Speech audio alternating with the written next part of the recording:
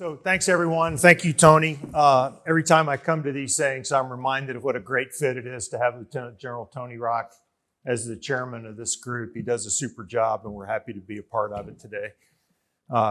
It's great to be here with all of you that face really the same set of challenges that we've talked about all week and are trying to figure out how to address the gap between where we are with trained air crew and where we need to get to. It's been gratifying to hear Red 6 mentioned a couple of times in a couple of presentations. So what Dan and I wanted to do is spend a little bit of time talking to you about our why and kind of how we got here and what it is we're trying to accomplish and how we think we can help solve these challenges that we all face. So Dan, how'd you get here? How to get here? We touched upon it a little bit yesterday. I mean, ultimately it was finding a problem that as I said yesterday, pissed me off, and then thinking about a nonlinear solution and approaching a problem in a fundamentally different way. And that problem was lack of training, specifically lack of training at the high-end fight. So scalability, relevancy, and frequency were the things that I was concerned about. And as I looked at the problem in the UK, if I was teaching after coming back from the QI course, we were really struggling. We all know to get Red Air assets to train against. That was problematic for us in the UK, but to a certain extent, I thought ultimately it was kind of unique to the UK. And when I got to the US, everything would be golden. And certainly getting to the F-22 and to Air Combat Command, I thought, this is it. You know, I'm stepping across now, and this is how it's going to be. The F-22 is, of course, wonderful, but as soon as I'd gone through the instructor upgrade on the F-22, I found the problems were exactly the same. We couldn't get training, we couldn't get it frequently enough, we couldn't get it at scale, and critically importantly, as we started to think about, certainly with Raptor, focusing on the next threat as we pivoted away from the war on terror to the peer adversary, how do we get relevant training? And we were really lacking. So I started thinking about this problem back in the 2006 to 2009 timeframe, and obviously life has moved on since then. And I come back to addressing this problem in it's about 7 years ago now for me, when I started really looking at how do we solve this problem definitively. And I started studying LVC. And it occurred to me that the fundamentals of supply and demand exist, right? We have a massive demand signal for training and ultimately a chronic undersupply that we are never, ever going to fill. We've got to stop kidding ourselves. We're never going to fill that gap with physical assets and parts. We just can't do it. So I started studying the LVC ecosystem and some of the work that was pioneered by Air Force Research Laboratory, Dr. Wing Bennett, sponsored by ACC, particularly around programs like SLATE. And that to me seemed so obvious as the only way we were going to solve definitively the problem with the high-end training, that it was inevitable. And I still believe it's absolutely inevitable. But the problem with LVC was it was a beyond visual range solution only. And until you could close that within visual range gap, the LVC ecosystem, or in really simple 5-year-old terms, can we drag simulation outdoors and create simulated worlds we can go train in with physical assets and pilots because we still want to train? Until we could close that within visual range gap, it was not a realizable solution. I started studying the technology of augmented reality, and we're almost moving away from the military kind of technologies here into industry and commercial applications for augmented reality. Because when I talk about augmented reality, it is not helmet-mounted cueing. It is a fundamentally different technology. So we started looking at technologies like Magic Leap and Microsoft. And as I thought through augmented reality, we came up against the reality of physics and the technology at the time, and that the technology fundamentally didn't work outdoors or in dynamic environments.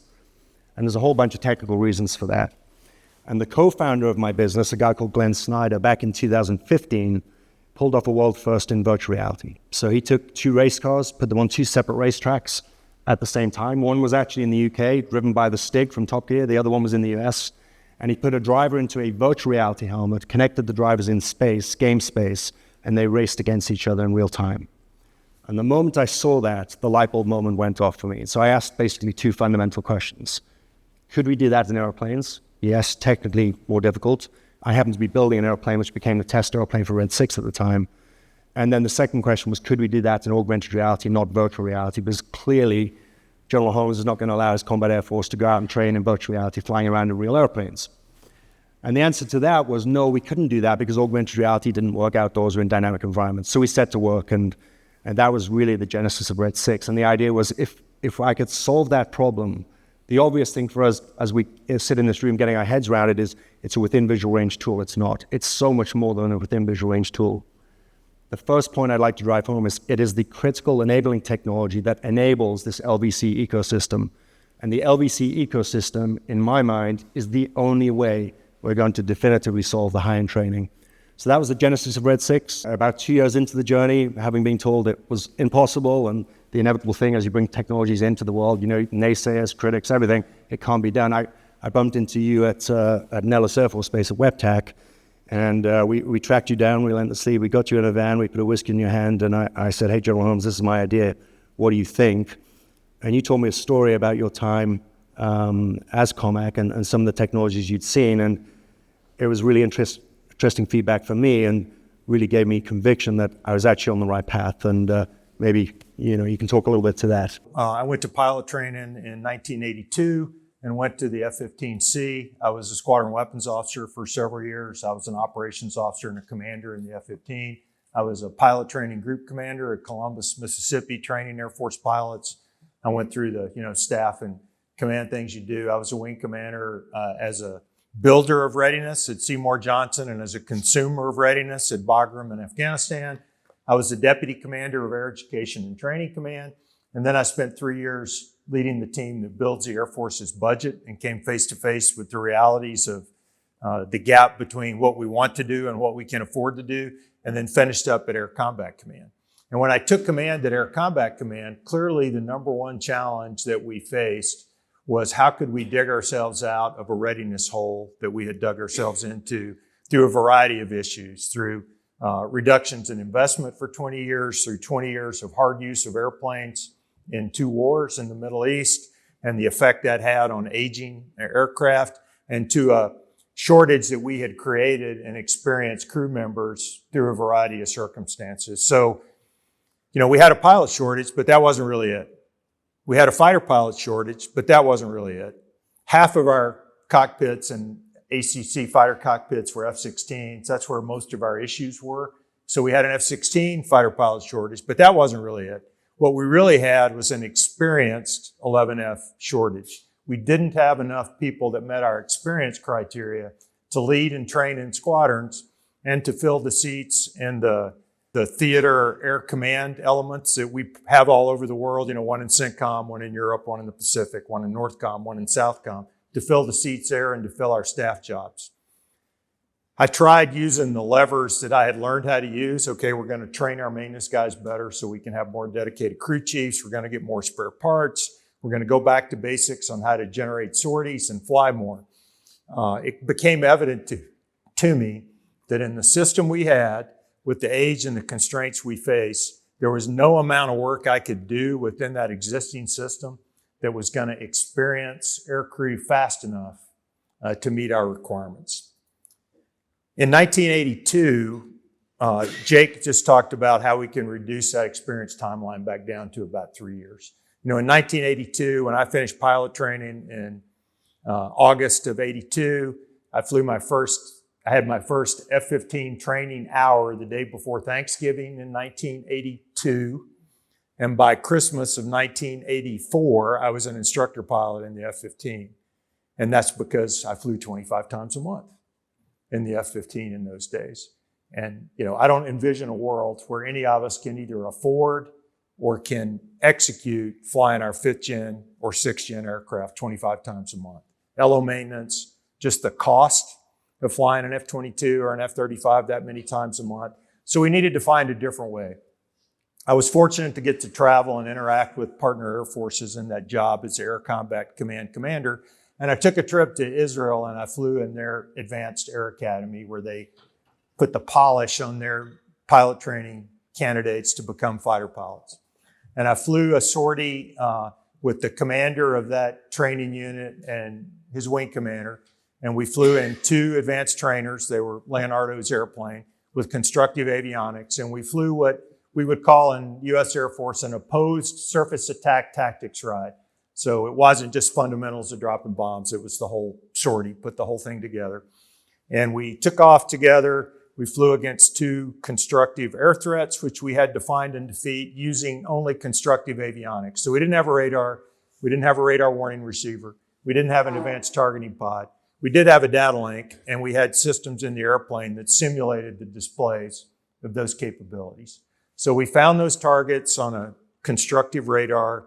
We ID'd them with our constructive targeting pod because we couldn't really see them in the visual environment. We had to look through the targeting pod. We avoided air threats with our radar warning receiver. We acquired our target through that simulated targeting pod. We rolled in and attacked it visually. We came off the target and fought 2 more air threats, and we had completed a 2v4 training iteration with only 2 advanced trainers at, $5,000 or $6,000, $7,000 a flying hour. They take their fighter pilot candidates up through being qualified as 4-ship wingmen in surface attack and air-to-air combat, and then they step across into an operational squadron and do a local checkout in the F-16, the F-15, or the F-35. And some light bulbs came on for me about what might we do in our Air Force if we were willing to look at a clean sheet like Gogo talked about, if we were willing to make some changes in the way we do it and try to get to an experienced 11F faster. But I was missing the visual element of that. What happened if my missile didn't work on those guys I simulated the ID with in my advanced targeting pod? What happened if there was a missile in the air from the ground that I needed to train against? Besides the cost of flying that I couldn't replicate, I also couldn't afford to replicate the threat environments that all our air crews are going to have to face if they go to combat in a peer environment. There's just not enough money to build the density of surface-to-air and air-to-air defenses that they need to train against. What could we do to add that? And that led then to a fortuitous meeting with Red 6, in a van at WEPTAC to talk about how they proposed to add that piece that was missing to the training environment so that we could actually build a seamless live virtual constructive training environment so that we could train in the simulator where we needed to and where that was best, and where we could also make sure that we got every ounce of capability out of the expensive training sorties that we were going to execute so that we could provide trained aircrew members faster. The genesis of the company obviously was to solve the within visual range piece of LVC for the high-end fight. And the foot-stomping message that I really want us to take away from today is it is the enabling technology that makes this vision realizable for us now. So we can go get after LVC. As we started thinking through that then, and General Holmes and I have talked about this several times, and Jake touched upon it, there's 3 real distinct problems that are, in flying training as we see it. There's a production problem, there's an absorption problem, and then there's getting guys experienced on the front line as well. So as we started thinking about the value chain, whilst the LVC component of this was the initial genesis of the idea, we then started going down the value chain to how do we think about the production of pilots from day one when they walk through into initial flight training. And we started looking at the syllabus for things like fighter bomb fundamentals. And obviously for us as fighter pilots, every time we go up to fly and train, once we've learned how to fly the airplane, we require a tow aircraft to go up there with us. And obviously that's asset intensive when we're struggling to produce airplanes, or we've got engine problems on airplanes, whatever it may be, whatever the problem is, we are always putting a second asset up there. And I thought there must be a smarter way to be able to do this. And so we started looking at the production and the building blocks of how we start to build pilots. And the thesis was now, if an instructor goes out with a student in an airplane, be it at RAF Valley or at Shepherd or wherever it might be, do we need to actually provide that additional aircraft with an instructor in it and that asset, or could we use augmented reality now in conjunction with artificial intelligence to fundamentally replace the need to do that? And the answer is yes, we can. And so the building blocks as to how we think about producing pilots and getting through the syllabus much faster are right in front of us now with this technology. It is very real, it's very tangible. We're flying it every single day of the week. It's getting really good very, very quickly. There's some other interesting ancillary benefits that we've touched upon anchored around the idea of data and the customization of training.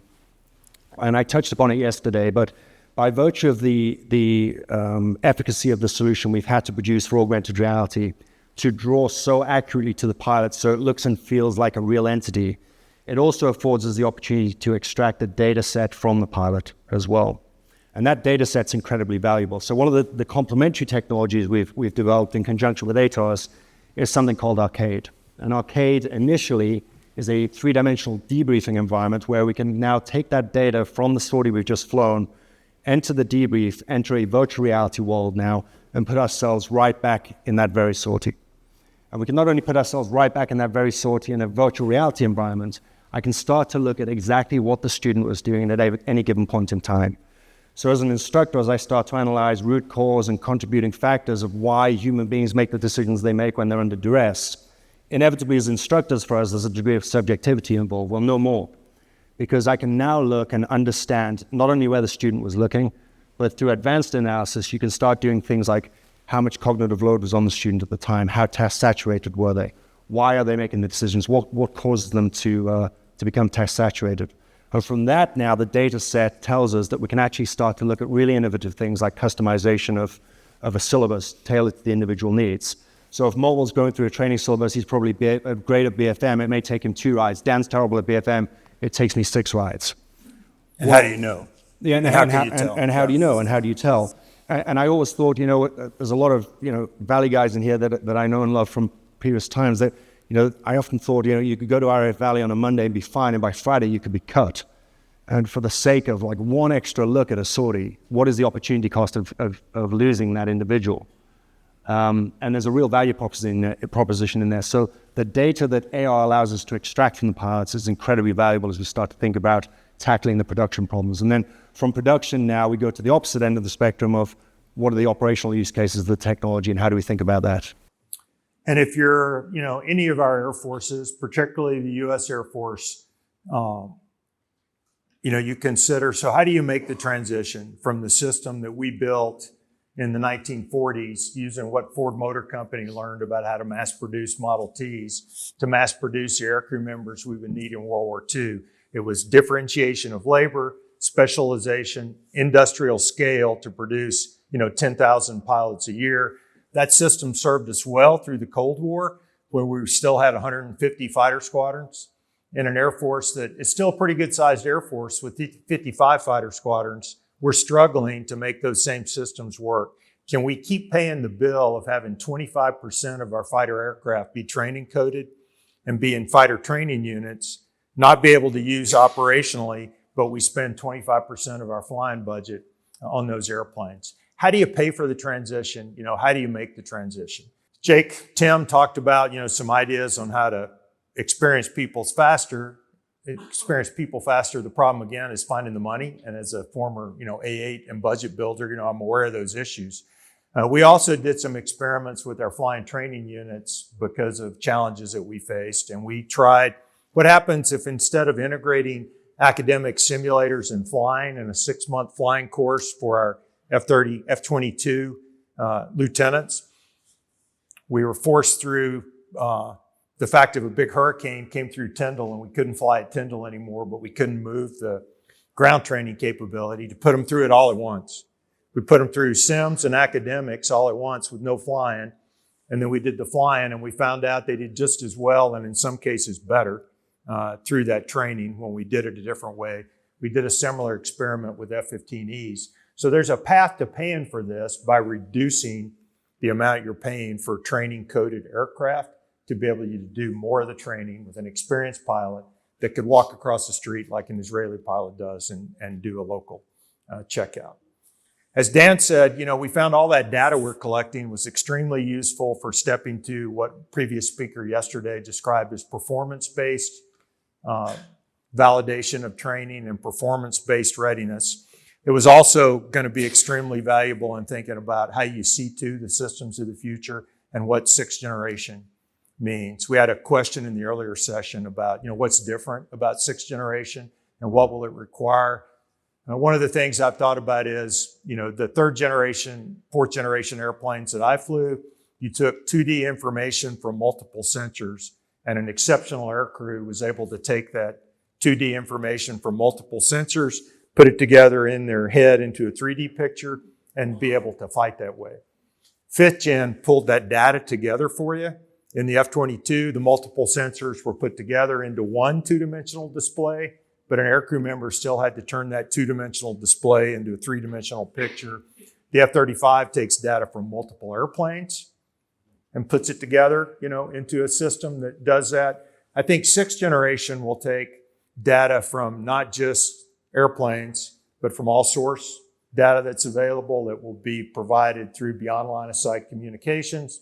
And we'll try to put that data together to support better aircrew decisions with an AI decision aid to try to, suggest courses of action that a crew member will work through with the help of an assistant and probably some assistance in what the Air Force calls, collaborative combat aircraft, and that everybody's looking at along with it.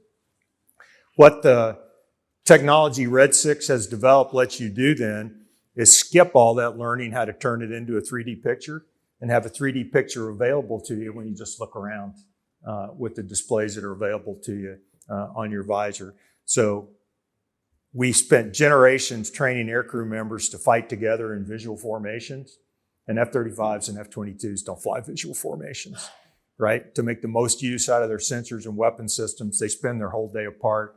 My quick kind of joke is when we fly our demonstration teams in the U.S., we have an F-35 team, an F-22 team, an A-10 team, and an F-16 team. And we fly with old World War II airplanes in our heritage flight, and we decided we wanted to teach them how to rejoin with each other at the end of the demo and then do a pass for heritage.